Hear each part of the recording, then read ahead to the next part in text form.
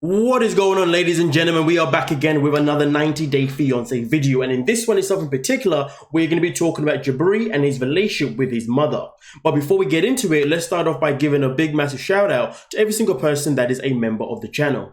Now, here's the thing. The reason why I'm making this video is not because I factually believe that this is the case, but I've seen so many tendencies and so many things that I can relate to that tells me that their relationship is similar to what I've been through. And I think throughout this video, even if I am incorrect between his mum's relationship and himself, this is still a conversation that I believe needs to be had, because there are a lot of parents out there who do, in my opinion, do certain errors in parenting that therefore allows their children to end up being rebels or rebelling or acting out, or in Jibri's case, more or less always feeling as if he can never be his happy-go-lucky self. Because we know when it comes to his personality, I mean, listen, his personality is screaming throughout his fashion. He's all about the colors. And to be honest with you, when someone's all about the bright colors, it means that, listen, man, I want to live that life where I can just be myself. I can be loud. I can live free. I can just do whatever the hell I want, and I don't want to be judged for it. And if you're going to judge me, well, then it is what it is. But sadly, he's always going to have his mother in his life to always dampen his energy. And obviously, for me, it explains a massive story behind why he has always spent a lot of time in Serbia rather than at home, and also around the world rather than home. Because when we track back to some of the videos that I made about him already, or him and Miona, in terms of them already being married and all that kind of stuff, and you go to his YouTube page with his band Black Serbs, it is dated all the way back till 2013. And in that timeline, it's very evident that, in my opinion, he's been doing this thing that even arguably I've done and I've seen other people do, and that is pretty much running away from the people that don't allow you to really be you and express of how you want to be. Because at the end of the day, him going off to Serbia and all this kind of stuff over the years, obviously it's because he loves the country, of course, and that's where obviously his group's from, which is fantastic.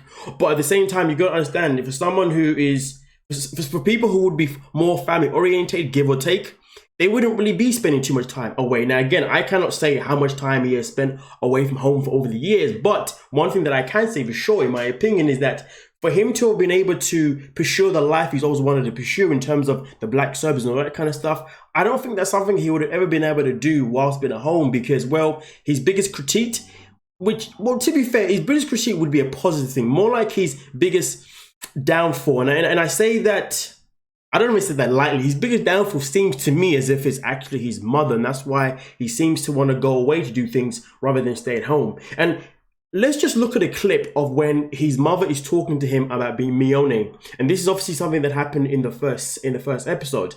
And I want you to notice the body language from his mother once he starts to explain why miona is always half naked in her video, in her social media, because it says a lot. What you're kind of thinking it might be like to have the conversation with Miona about the way she dresses, right? She's not gonna be naked, Mom. Well, some of those pictures, she's kind of just about naked. On what we have seen on social media about Miona. Now, let me explain this for you. The half-naked pictures on Instagram and everything that you're seeing, that's a persona, but that's not the person that you're gonna meet. Now, bear in mind, when it came to him explaining, instead of his mother being open-minded to wanting to listen to what he's saying, straight away her head goes down and then goes back up again. It's because she doesn't want to hear anything that he's going to say. Because the matter of fact is, for his mom, it's always about her opinion. It's what she says is what matters. What he says doesn't matter. And that is something that I've noticed quite a lot. And I've also noticed that when it comes to saying certain things to him that maybe aren't the best of things to say, she always wants to go for it in such a cutthroat way. I wouldn't even say straightforward. I'd say in more of a way of like, I can say what I want and you're my son, so you're gonna have to basically put up with regardless. And that's why, to be fair, let me not say too much, because there is more that we're going to discover, obviously, that happened in the most recent episode 2, in terms of how the stepdad comes in to behave in a certain type of way, which I think is the best way possible. But as you saw in this scene itself in particular here, they're having a simple conversation, but mum doesn't want to hear anything that he's got to say. But remember though, Jibri is always about keeping that energy, but when his mum's around, things change. So let's move into the next scene, and this is where things become a bit more different.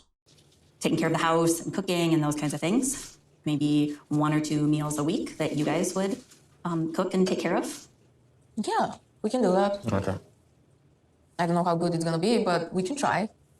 Now, this is the first time Jibri's mother has met Mione on the show.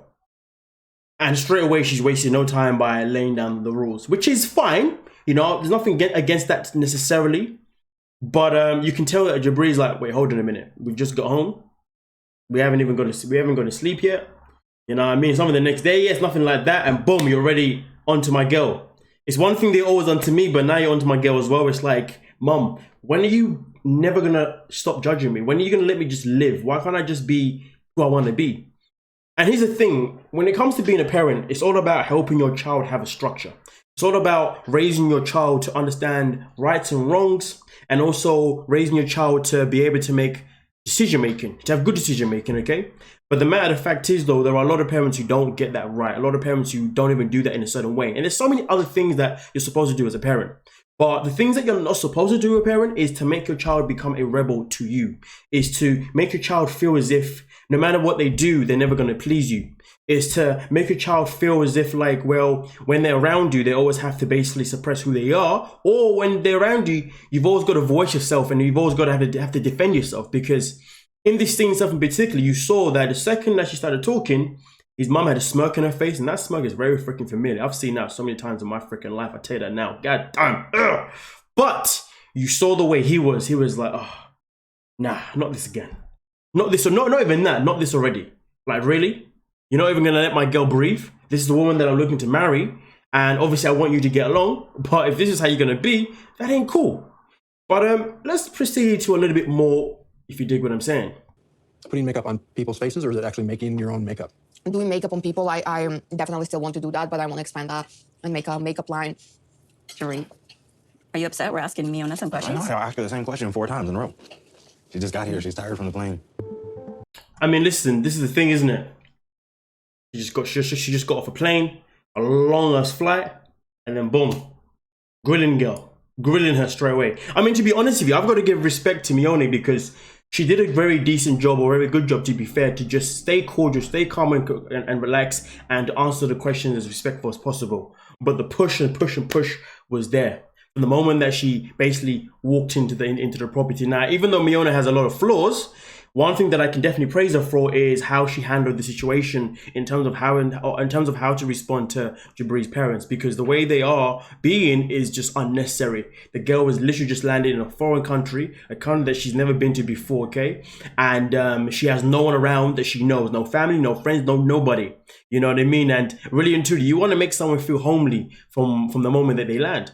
But of course, this is completely neglected by Jibri's mother because she only cares about whatever's on her agenda, and she doesn't care about making her son's girl feel comfortable, making her son's girl feel like, welcome to our country, welcome to our home, and we're going to do whatever we can to help you both, obviously, you know, get on your feet and hopefully get the hell out of this house so you can both have your freedom, you know what I mean? But of course, in the best way possible. But in terms of doing that, it's literally grilling. And as you can see, Jibri's reaction is just like, how many times are you going to keep asking her the same question? Like, are you for real right now? Like, hello? You know what I mean? Like, we're eating, and all you guys want to talk about is this and that. You haven't even asked her what her favorite color is. You haven't asked her what she likes to do in her free time. You haven't even asked her how was the journey. Do you know what I mean? You haven't even asked her maybe how does she feel about me, or what? You know what I mean? Nothing positive. It's literally everything is about, so work this, work that. Okay, so first and foremost, we began with, well, guess what? I don't want to be half naked anymore. I need to know what the hell she's gonna be doing with her life. Like, come on. You know what I mean? And you gotta understand something. For Jibri, for someone that's lived a life where no matter what he does, he's always judged by his parents or his mother, to be more specific, that's not a healthy thing. And that's why, for me personally, it explains why he probably ups and leaves half the time. And again, I can relate to that because, you know, myself in particular, I'd be lying to you if I denied the fact that I did run away from home once upon a time, you know what I mean? Because nothing that I did was ever, But don't get me wrong though, this isn't me projecting my life onto the situation. This is me just identifying certain tendencies that I can relate to, and hopefully within this video, a lot of you people can look at it and be like, listen, even if I'm off the mark in terms of his relationship with his mum, at least you can still look at the situation and be like, you know what, maybe I should reflect on myself with my own parents, and maybe even reflect myself with my own kids. You never know. But let's keep going though, because obviously there's more to come.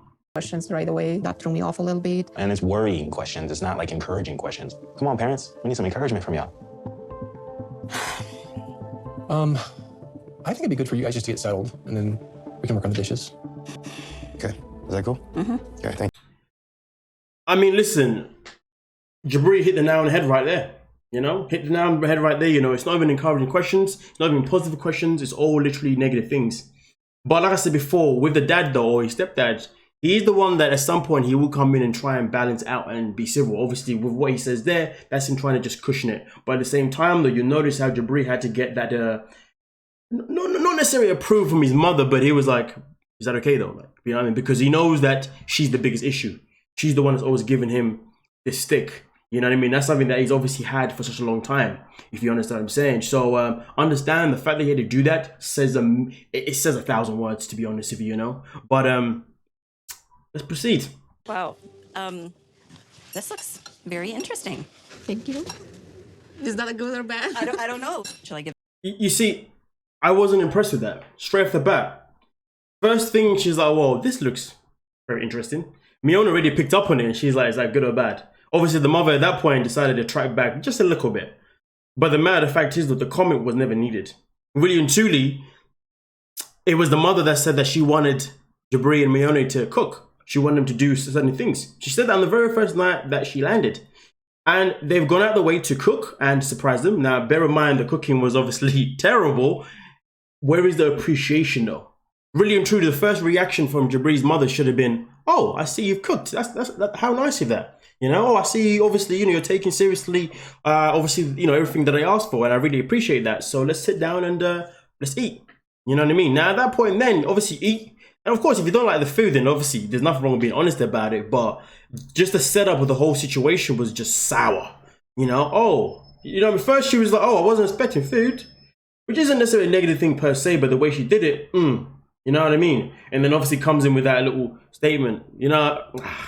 Honestly, if only some people could really reflect on their behavior and themselves, that would be so freaking fantastic. But hey, let's continue. It's a little better with some hot sauce. You know, you put some hot sauce in. Yeah. Can you pass that down? Yes. Thank you. I can. Okay, I have to admit, this chicken is nasty. The chicken is kind of rubbery. All right. Then don't eat the chicken. Are you sad? No, I'm not sad. It's like, you want to try and I'm trying. Absolutely. I respect that. You do? Do we what? I respect it because you don't seem like you do. No, we do. Not the food, the effort. I'm teasing. The food is not bad. It hurt your feelings. We just giving you constructive criticism. You don't have to eat it though. If it's gross, just don't eat it. You don't have to put Tabasco sauce on it and try to, you know, just don't eat it. You see, there was no need for that comment. The mum comes in straight away, the chicken's freaking No. Like, at the end of the day, and you know what? It's even the fact that they try to backtrack on the joke. It's too late at this point because the mood has already been killed. And you have to understand, because Jibri already has this seed in his head that there's going to be some sort of negativity coming from his mother's mouth for no matter what, the trigger button is always going to be easy to be triggered. So you got to put yourself in that perspective. You can't put it in the perspective of anything else because you have to be in that person's position. And I guess it's easy for me because I've been in that position, just what I'm saying. And the matter of fact is, her saying the chicken's just disgusting and then him saying this. The only thing that needed to be said, from the very beginning was very simple. And that was, number one, "Oh, you cook for us. Thank you so much. You try the meal. Thank you so much for your efforts of cooking and taking what I said seriously. I really respect that you've taken what I've asked for seriously. You know, and I like the fact that you gave it a big try to cook, but you know, honestly, it's not that great. So let me, you know, go and cook us something else. You know what I mean? Or even say, you know what? But you've obviously got effort, and if you ever want me to help you learn to cook, we can do it together. You know what I mean? Use it as a mother-in-law and daughter-in-law bonding time. You know what I mean? Something positive. Something that says that you appreciate the efforts that your son has made along with his woman. But there was none of that. Hence the reason why Jibri ended up reacting the way he reacted. And you can't blame him for that. Not in any way, because this is something that's been embedded in him for a very, very long time. That no matter what he does, no matter how much he tries to please mother, if he doesn't do it the way she wants it, if he doesn't do it correctly, there's always going to be some sort of judgment that's just gonna slam him down. And that's the type of energy that we never, ever, ever, ever need. But sadly, it's the energy that he's been receiving for such a long time. Now, let's just play a little bit more, because this is where now the stepdad tries to suppress the situation. And I think, to be honest with you, him being in the conversation and him trying to suppress it, it's a good thing, but it's also a bad thing, because the stepdad will start off on the mum's side first. He only suppress when things have escalated, which at that point is pointless. You should do it at the time. But let's have a look. Just don't eat it. Okay. You guys gotta chill out and stop being so. She's really trying hard for this to impress you guys. There's a huge cultural difference because she's never cooked food for her parents ever. So you're saying it's nasty and we'll try again and it's unnecessary. It's irritating, it's frustrating that she's acting like this in front of Miona, and it just seems like I can't quite please her or meet her expectation.